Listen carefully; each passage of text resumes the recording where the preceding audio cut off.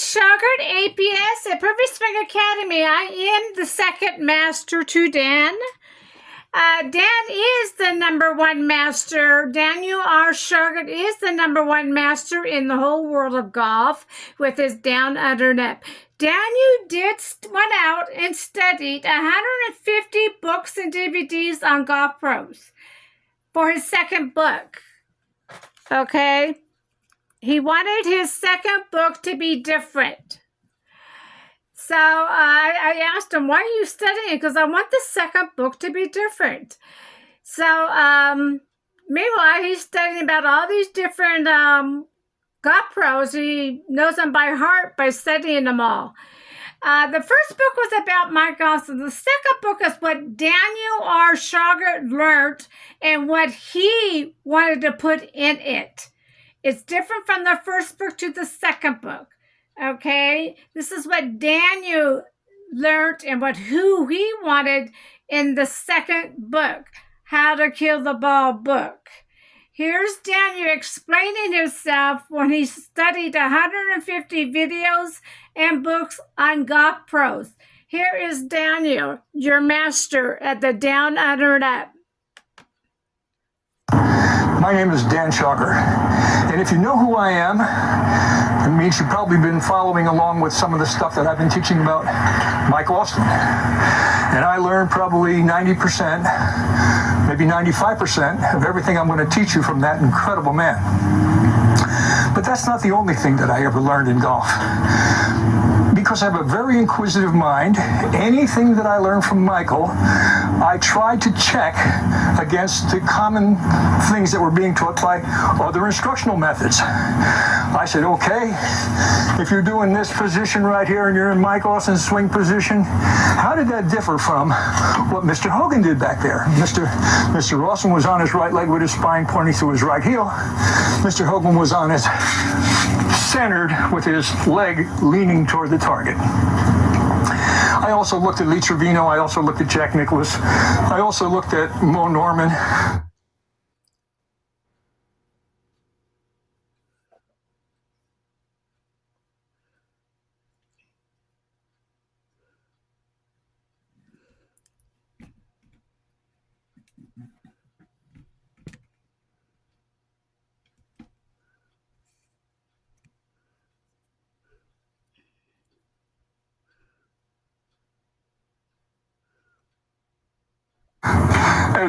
And after I came up with all of these two things together, I realized that there were two great geniuses in the golf swing, Mike Austin and Ben Hogan.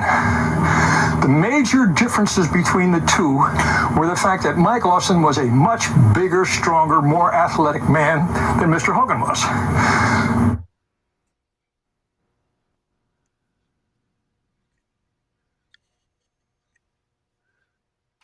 They each used the parts of their body that worked best for them in what they were trying to accomplish. Mr. Hogan was very much about accuracy because he was into winning tournaments, and Mr. Austin was very much about power. And when you're about power only, you must increase your accuracy because the harder you hit the ball, the more it goes offline. So they had to have similarities in their golf swing that enabled them to hit the ball the way they wanted to. Mr. Austin's golf swing, he used a big lateral slide into his right leg, and he got into a position where he could get his entire body behind the ball so that he could use almost a frisbee type throw as he shifted over with his left arm as he hit it as hard as he could with his right hand.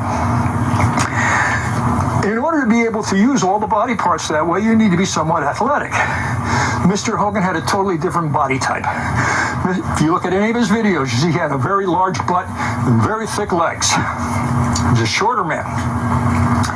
And Mr. Hogan wanted to have accuracy, so his main function was to try to get that club in position to hit the ball with the club head actually not moving very much. Meaning by that is he actually wanted to eliminate the roll, which Mr. Austin also had to eliminate to keep his ball going straight, and that every good golfer has to learn how to make this golf club go through the ball so that the toe and the heel are traveling together. If you ever have your toe traveling faster than your heel, you're probably going to hit a hook. And if you ever have your heel a little ahead of the toe, you're going to hit a fade. These are the things that all great players need to know in order to control the flight of your ball.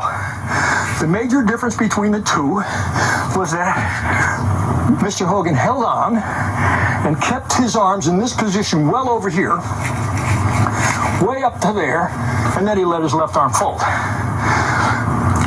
That gives you a more boring, lower flying shot.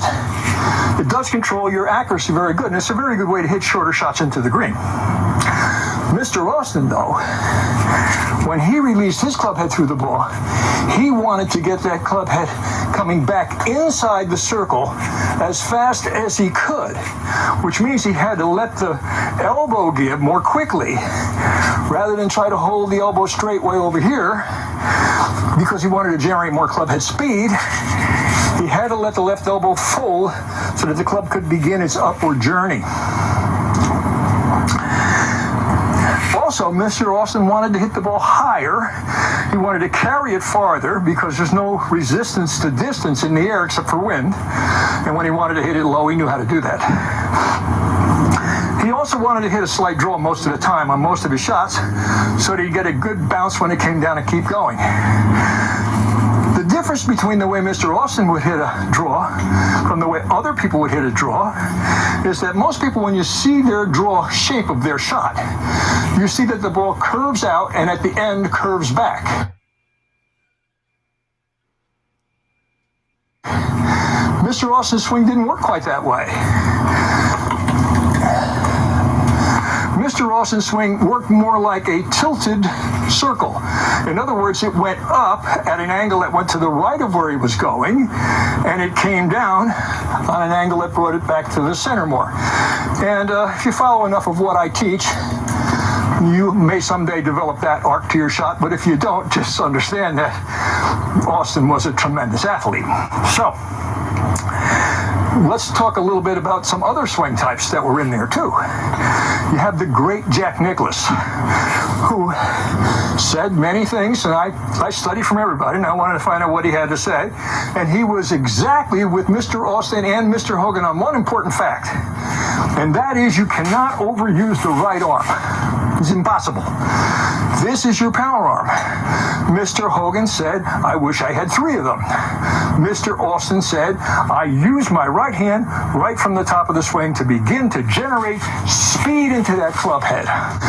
Jack Nicklaus also said that you cannot overuse your right arm as long as your lower body goes first. Now, this is true for any of the leg actions that you may be using in this golf swing. Whether you're one of the kind of people who try to keep your spine straight up and down, I can tell you right now, you're not going to want to do that.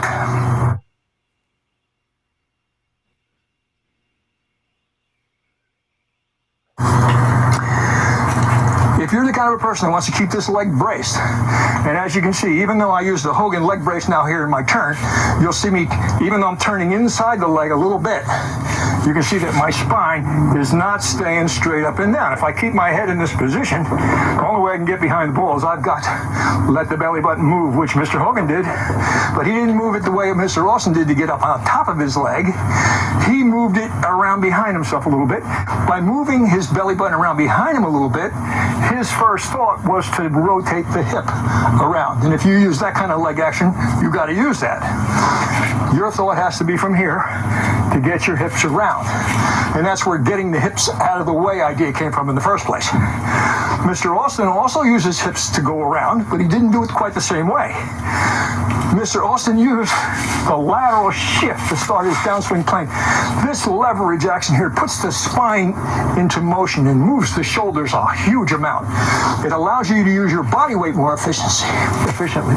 It also gets you down plane a bit more efficiently and enables you to hit through with your right arm right straight down the flight line as hard as you want to go with it, as long as you use the release that Austin used, which is letting the wrist give and the elbow give.